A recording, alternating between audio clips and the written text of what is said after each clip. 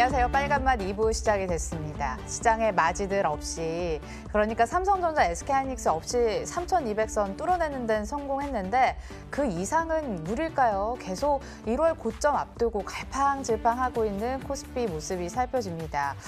FOMC 회의를 앞둔 관망 흐름도 굉장히 짙은 것 같고요. 또 다음 주부터 재개가 되는 공매도 때문에 투자 심리가 위축된 측면도 있는데 오늘 유튜브 채팅창에 이런 글이 있더라고요. 주식 당분간 접어야 되는 거 아니냐. 개인적으로 이런 글 보면 굉장히 마음이 속상합니다. 주식 접으시게요? 저희가 계속 정진하면서 또 수익도 바라볼 수 있도록 도와드리고 있으니까 오늘 끝까지 함께 해주시고요. 그리고 화요일부터 금요일까지는 저희가 상담 프로그램 도와드리고 있으니까 지금 바로 유튜브 채팅창에 사고 싶은 문자, 종목 보내주시길 바라겠습니다. 화요일자 마무리 잘해보도록 할게요. 빨간맛 2부 지금 시작합니다.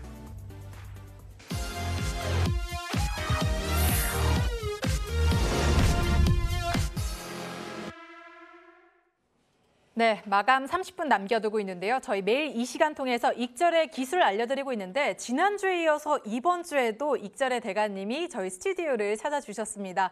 MTNW 나인원 박재호 어드바이저님 불러보겠습니다. 어서 오세요.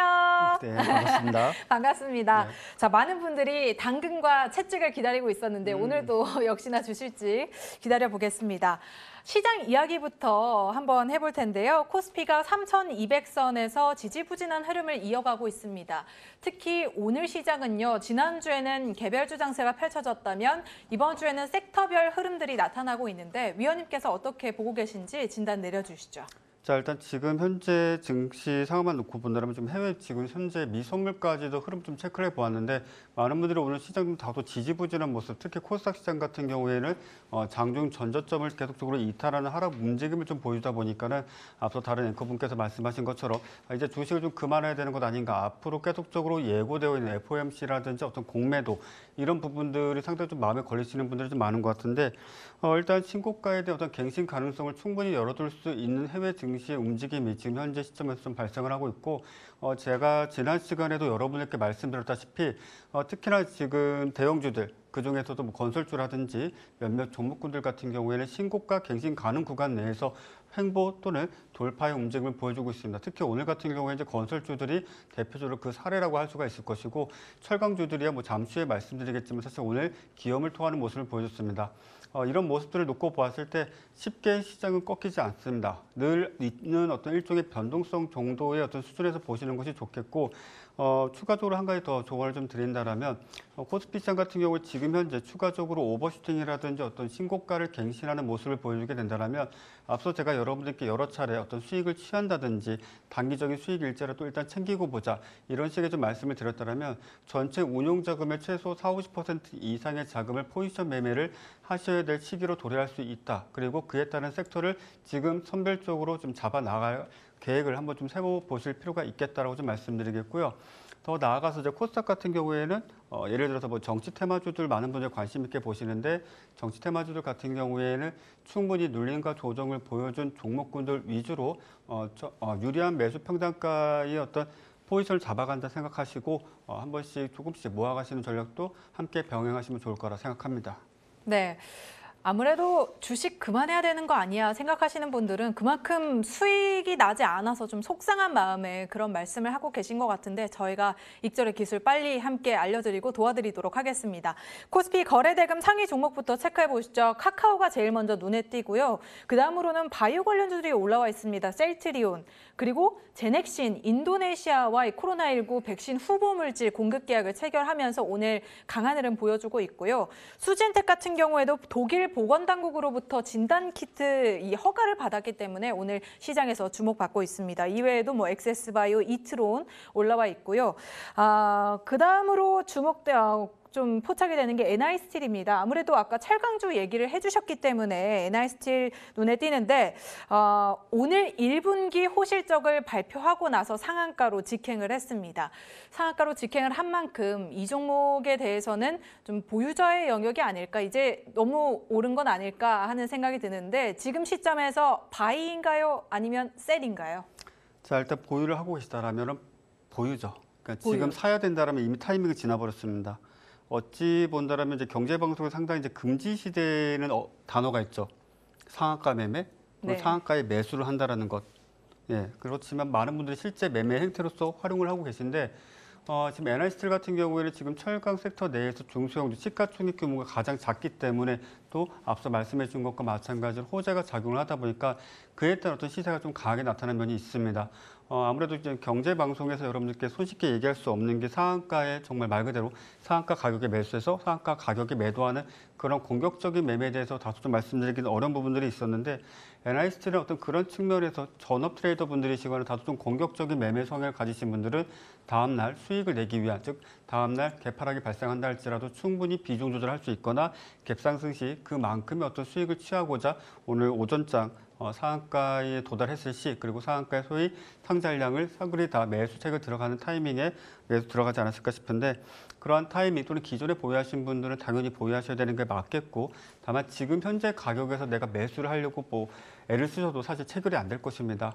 지금 현재는 보유자의 영역일 것이고 내일장 좋은 결과 대응하셔서 좋은 결과 이어가시길 바라겠습니다. 네, 그럼 내일은 어떻게 대응을 해야 돼요? 내일 보통의 상황이라면 무조건 갭이 나올 겁니다. 네. 갭상승이 나오게 된다면 기본적으로 7% 이상의 갭상승을 보여주게 된다면 추가적인 상승을 좀 기다리시면서 좀 보실 필요가 있겠고 7% 이하권에서 시작하게 된다면 시가 부근에서 일단은 분할 매도를 좀 하시면서 일단 일부라도 수익을 좀 챙겨놓고 보시는 게 그래도 그나마 그 이후의 시세를 좀 관조할 수 있는 좀 여유를 가지시지 않을까라고 좀 정리해 줄 수가 있겠습니다. 네, 현재도 상한가 풀리지 않고 있는 NI스틸에 대한 의견 들어봤습니다. 자, 그럼 두 번째로 셀트리온 한번 여쭤보고 싶습니다. 안 그래도 공매도 재개에 대한 의견을 얘기를 했기 때문에 공매도 재개하면 우리가 셀트리온 또 빠뜨릴 수가 없잖아요. 최근 제약바이오 섹터가 강한 가운데서도 셀트리온 3인방은 좀 지지부진한 흐름을 이어가고 있습니다. 아무래도 이런 공매도 재개가 우려되는 분들께는 셀트리온 같은 종목은 팔아야 된다라는 의견을 가지고 계실 것 같은데 위원님께서는 어떻게 생각하고 계실까요? 일단은 주식 투자라는 것은 일단 상당히 심리적인 부분이 중요하다고 생각합니다. 그래서 많은 분들이 어떤 군중 심리에 대한 어떤 이야기들을 많이 들으셨을 것이고 또 그와 관련된 이론서들도 많이 챙겨보시는 걸로 알고 있습니다. 실제 공매도 재개 이후에 셀트리온 쪽에서의 어떤 악재 발생 여부에 대해서는 지금은 감히 예단할 수는 없습니다. 하지만 충분히 그러한 공감대가 형성되어 있기 때문에 굳이 그것에 반하는 다른 어떤 의견을 가지시고 그에 따른 매매를 하실 필요는 없겠다라고 좀 말씀드리고 싶고 사실상 지금 현재까지의 셀트리온의 행보를 보게 된다면 작년도 코로나19와 관련된 어떤 다양한 이슈에 따라서 강한 상승세를 보여줬던 전력은 있었지만은 실제 어떤 구체적인 사안들이 나오고 그에 따른 어떤 비즈니스 활동을 함에도 불구하고 주가는 연일 하락세를 면치 못하고 있습니다. 앞서 말씀드린 것처럼 일단 업종, 즉 섹터의 어떤 약세도 있겠지만은 공매도 재개에 대한 불안감, 여러 채널을 통해서도 여러분에게 공포감을 조성하고 있는 걸로 알고 있습니다.